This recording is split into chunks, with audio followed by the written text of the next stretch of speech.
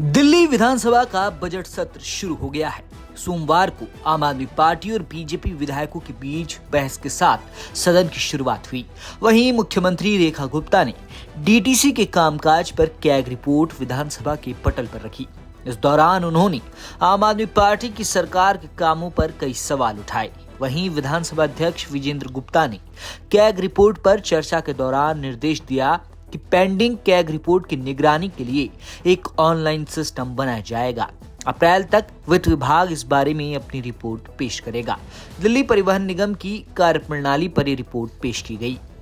CAG की report के मुताबिक पिछले 8 वर्षों में डीटीसी की बसों की संख्या में तकरीबन 400 बसों की कमी आई है। 2015 में डीटीसी के पास 4,344 बसें थी, जो 2022 में घटकर 3,937 रह गई। इसके अलावा डीटीसी किसी भी मार्ग पर अपने संचालन खर्च को पूरा नहीं कर पा रहा है। 2015 से 2022 के बीच डीटीसी को करीब 14,200 करोड़ रुपए का घाटा झेलना पड़ा, जिस पर बीजेपी विधायक हरीश खुराना ने आम आदमी पार्टी की तत्कालीन सरकार पर हमला बोला। 2015 के अंदर जब ये सत्ता में आए थे, मेरे सामने वाले आज की डेट में जो विपक्ष में बैठे हुए हैं,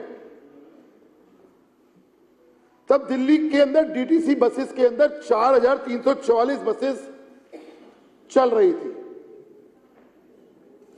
2022 तक की ये रिपोर्ट है, 22-23 तक की रिपोर्ट है। 7 साल 8 साल के अंदर दिल्ली की आबादी तो बढ़ी, और मैं अगर ये अनुमान लगाऊं तो कम से कम 20 लाख तो आबादी बढ़ी होगी,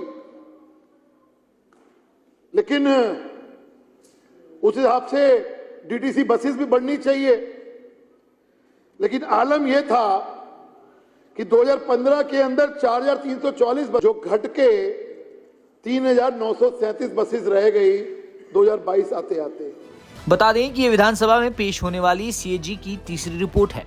इससे पहले शराब और मोहल्ला क्लिनिक पर रिपोर्ट पेश की जा चुकी है।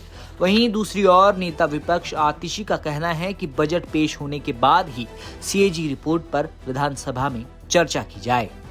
ये चर्चा बिल्कुल होनी चाहिए, पर पहले सब लोग रिपोर्ट पढ़ तो लें। नहीं, तो इसलिए मेरी ये रिक्वेस्ट है कि ये चर्चा आज के बजाय बजट के बाद अगर परसों करी जाए, क्योंकि ये लिस्ट ऑफ बिजनेस में तो थी भी नहीं कि इस पर डिस्कशन होगी। लिस्ट ऑफ बिजनेस जो रिवाइज्ड लिस्ट ऑफ बिजनेस भी आई, उसमें सिर्फ लिखा था कि ये रिपोर्ट हाउस में पेश हो। विपक्ष नहीं चाहता इस पर बात आज हो, नहीं परसों बात हो, एक बार इसे पढ़ लिया जाए। अध्यक्ष महोदय, जिम्मेदारी पूर्वक बात होनी चाहिए, पक्ष के द्वारा भी विपक्ष के द्वारा भी।